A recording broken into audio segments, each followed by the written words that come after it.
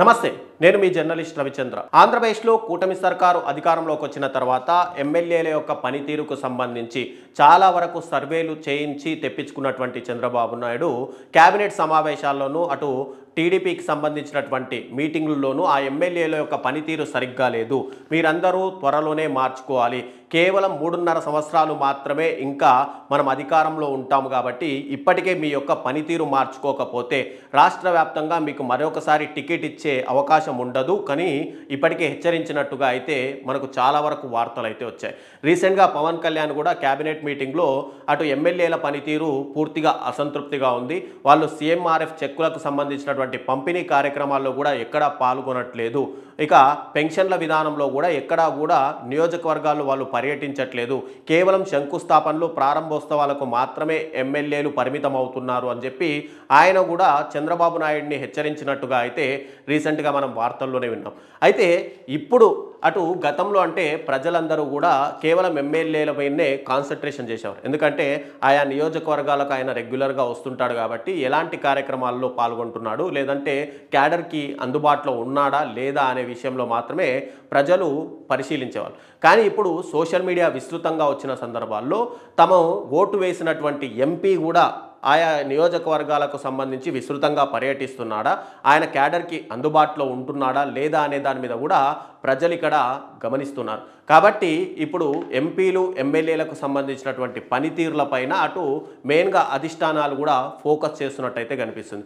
దాంట్లో భాగంగానే ఇక్కడ కూటమికి సంబంధించి అంటే ముఖ్యంగా కూటమి ఎంపీలకు సంబంధించి చంద్రబాబు నాయుడు ఇక్కడ ఒక సర్వే చేయించారు. ఆ సర్వేకి సంబంధించి ఆ యొక్క ఎంపీల రిజల్ట్స్ను కూడా తెప్పించుకున్నారు, ఎందుకంటే ఇప్పుడు రాబోయే శీతాకాల సమావేశాలు పార్లమెంట్లో జరుగుతున్నాయి కాబట్టి వాళ్లకు ఒక దిశానిర్దేశం చేయాలనే ఉద్దేశంతో సర్వే చేయిస్తే ఇక్కడ చంద్రబాబు నాయుడే షాక్ తగిలే విధంగా సర్వేలో దాదాపుగా 21 మంది కూటమికి సంబంధించినటువంటి ఎంపీలు ఉంటే దాంట్లో కేవలం 5గురు మాత్రమే సేఫ్ జోన్లో ఉన్నారు, మిగతా అందరూ కూడా ఇక్కడ పూర్తిగా అంటే నియోజకవర్గాల్లో తిరగకుండా ప్రజలు కూడా వాళ్ళపైన అసంతృప్తి వ్యక్తం చేస్తున్నారు.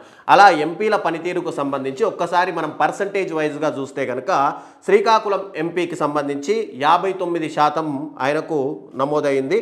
తర్వాత విజయనగరం ఎంపీ 42%, విశాఖపట్నం 35%, అనకాపల్లి 45%, కాకినాడ 36%, అమలాపురం 38%, రాజమండ్రి 41%, ఏలూరు 58%, మచిలీపట్నం 28%, నర్సాపురం 42%, విజయవాడ 31%, గుంటూరు 57%, నర్సరావుపేట 42%, నెల్లూరు 51%, బాపట్ల 34%, ఒంగోలు 37%, హిందూపూర్ 43%, చిత్తూరు 31%, నంద్యాల 62%, కర్నూలు 45%, అనంతపూర్ ఇక్కడ 38%. అంటే కూటమి హయాంలో ఉన్నటువంటి జనసేన, బీజేపీ అటు టీడీపీకి సంబంధించినటువంటి ఎంపీలు మొత్తం కూడా 21 మంది ఉంటే ఇక వైఎస్ఆర్సీపీకి సంబంధించి 4 ఎంపీలు ఉన్నారు. దీంట్లో 21 మందికి సంబంధించినటువంటి లిస్టులో చూసుకుంటే కేవలం 5గురు మాత్రమే సేఫ్ జోన్లో ఉన్నట్టయితే తెలుస్తుంది.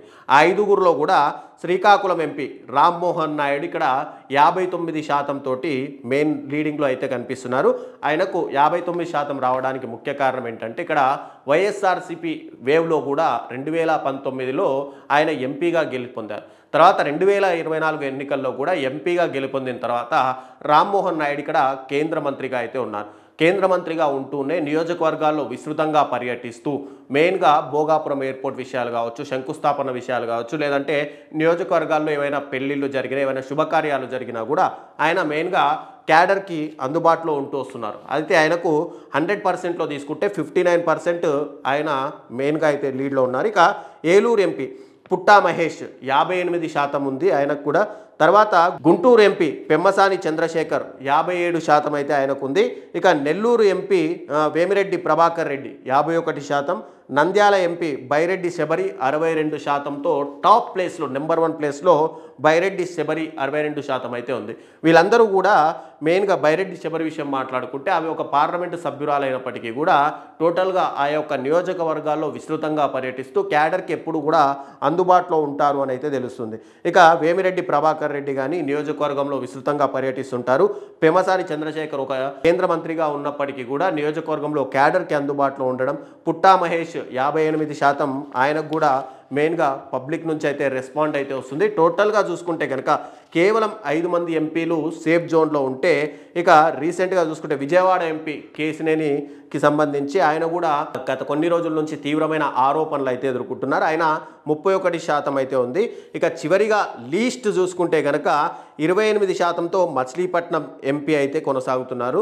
వీళ్ళందరిపైన కూడా అంటే ఇక్కడ 5 మంది సేఫ్ అని మనం చెప్తున్నాము. 5 మంది కూడా ముఖ్యంగా చూసుకుంటే అటు టీడీపీకి సంబంధించినటువంటి కార్యక్రమాలు మాత్రమే చేశారు అని కాకుండా ఆ 5గురికి కూడా మెయిన్గా నియోజకవర్గాల్లో బలమైన క్యాడర్ ఉండడం, వాళ్ళందరూ కూడా విస్తృతంగా పర్యటించడం, అక్కడ కార్యక్రమాలని అన్నీ కూడా ఎప్పటికప్పుడు పరిశీలించడం, వీళ్ళ 5గురికి మెయిన్గా సేఫ్గా అయితే వీళ్ళు నిలబడ్డారు. మిగతా ఎంపీలు మాత్రం ఏదో గెలిచాము, సరే మనం మళ్ళీ 5 ఏళ్లకు ఎన్నికలు ఉన్నాయి కాబట్టి అప్పుడు చూసుకుందాం అనే విషయంలో వాళ్ళందరూ కూడా డేంజర్ జోన్లో ఉన్నారనే చెప్పుకోవచ్చు. అంటే రాష్ట్ర వ్యాప్తంగా ఉన్నటువంటి 21 మంది ఎంపీల్లో కేవలం ఈ 18-17 నెలల కాలంలోనే ఇంతమంది ఎంపీల పైన అసంతృప్తి వ్యక్తమవ్వడం చూస్తుంటే కనుక రాబోయే రోజుల్లో కూటమి ప్రభుత్వానికి ఇది ఒక హెచ్చరికగా మనం ఖచ్చితంగా చూసుకోవాల్సి ఉంటుంది.